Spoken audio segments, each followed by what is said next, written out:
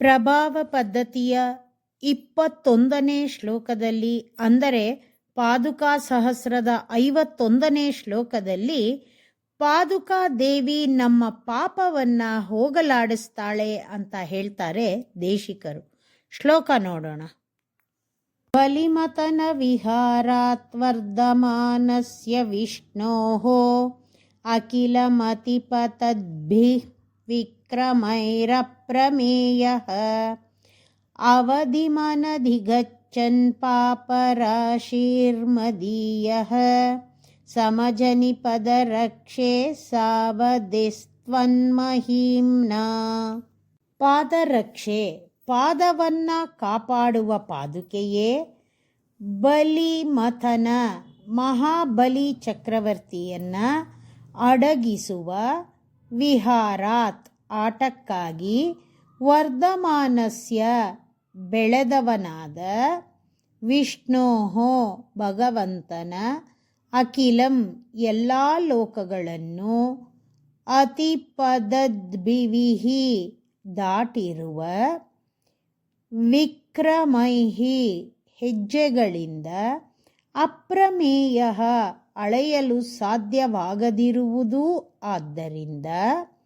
ಅವಧಿಂ, ಎಲ್ಲೆಯನ್ನ.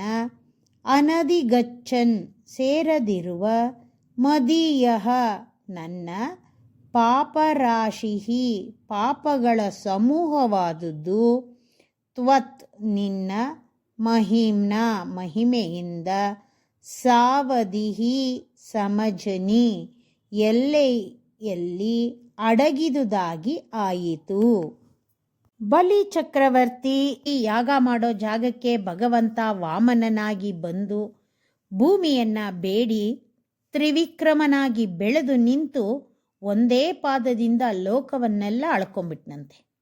ಅವನ ಪಾದಕ್ಕೆ ಈ ಲೋಕ ಹೇಗೆ ಕಾಣ್ತಿತ್ತು ಅಂದರೆ, ಆ ಪಾದಕ್ಕೆ ಒಂದು ಸಣ್ಣ ಸಾಸಿವೆ ಕಾಳು ಅಂಟ್ಕೊಂಡ ಹಾಗೆ ಕಾಣ್ತಿತ್ತಂತೆ.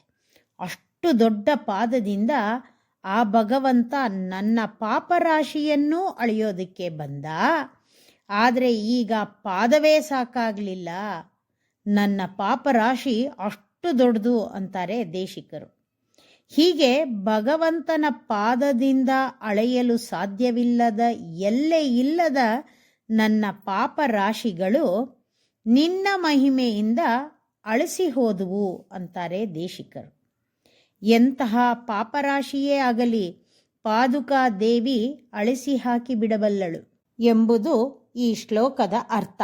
ಭಗವಂತನಿಂದಲೂ ಹೋಗಲಾಡಿಸಲಾಗದ ಪಾಪವನ್ನ ಆಚಾರ್ಯರುಗಳು ಹೋಗಲಾಡಿಸ್ತಾರೆ ಅನ್ನೋದು ಈ ಶ್ಲೋಕದ ಗೂಢಾರ್ಥ.